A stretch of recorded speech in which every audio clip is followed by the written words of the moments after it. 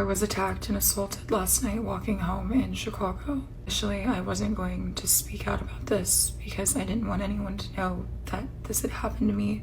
But I feel for raising awareness to other girls that this is important, as well as the fact that I wanted to put my story out there because there's also video camera footage of the event happening that Chicago PD doesn't believe that they'll be able to obtain to hopefully catch who did this to me and bring any type of justice or closure. I feel that I'm just as naive as the next person. You see these things happening on TikTok and social media and you never believe that these things would happen to you. I always feel that I have good due diligence. Walking around the city, head on a swivel, I never wear AirPods when I'm walking around. I try to never be on my phone, and that's exactly how I was in this scenario. I was walking, my phone was in my bag, looking forward, like no AirPods, no nothing, just trying to go home after my workout class. And before I continue to get into this, I want to say thank you. There was a girl who saw everything happen, stayed with me, rushed over to help me, stayed with me until the police came while I got checked out by EMTs, and until that the cops took me back home, stayed with me through the entire thing. From the bottom of my heart, thank you so much. There is still good people in this world. There's a lot of cruel people, but you are a very good person. Last night, when I was getting off of the LaSalle Blue Line stop, I was walking down Ida B. Wells Drive, where Ida B. Wells meets Financial Plaza underneath the underpass where the Metro goes above. And as I'm walking, there was a man who came up behind me on a bike. Mind you, no AirPods, not on my phone, nothing. Came up behind me, and before I could either run or step away, he grabs me and throws me into the street over this brown railing in front of a car that almost hit me. Mind you, this car saw everything happening and didn't stop, didn't get out, just honked and then drove around when they were able to.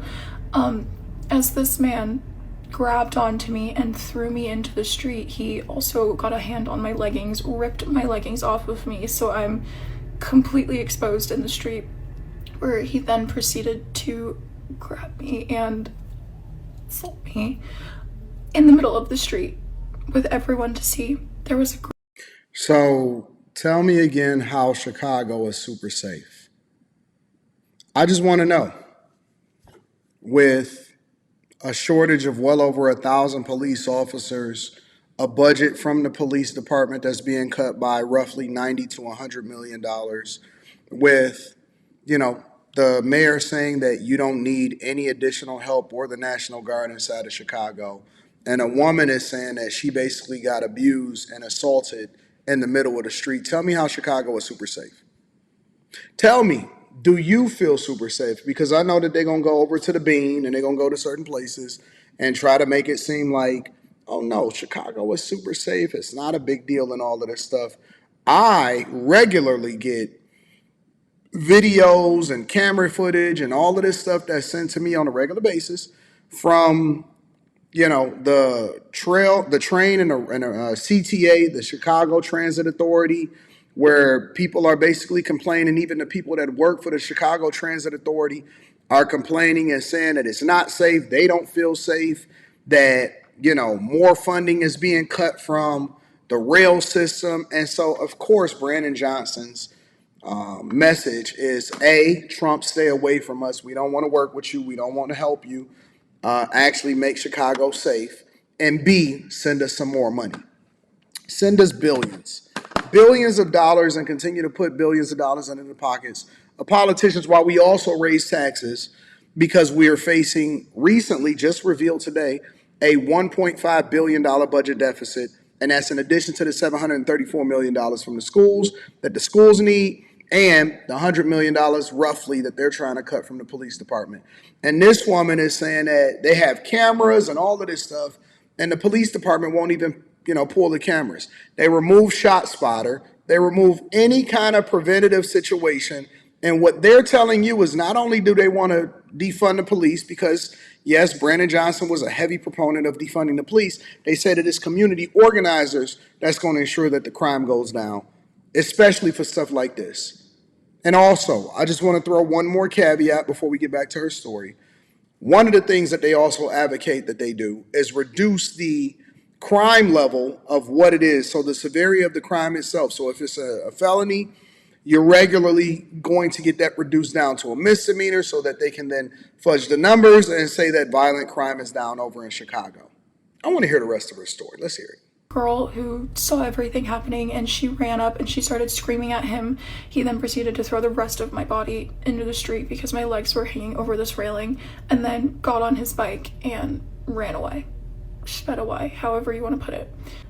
I'm now laying in the middle of the street in complete shock of not knowing what just happened, how this happened, why this happened, and that's something I'll never know why this happened. I don't know this person. I don't know why didn't try to rob me, take anything from me, just attack me and assault me and leave me in the street.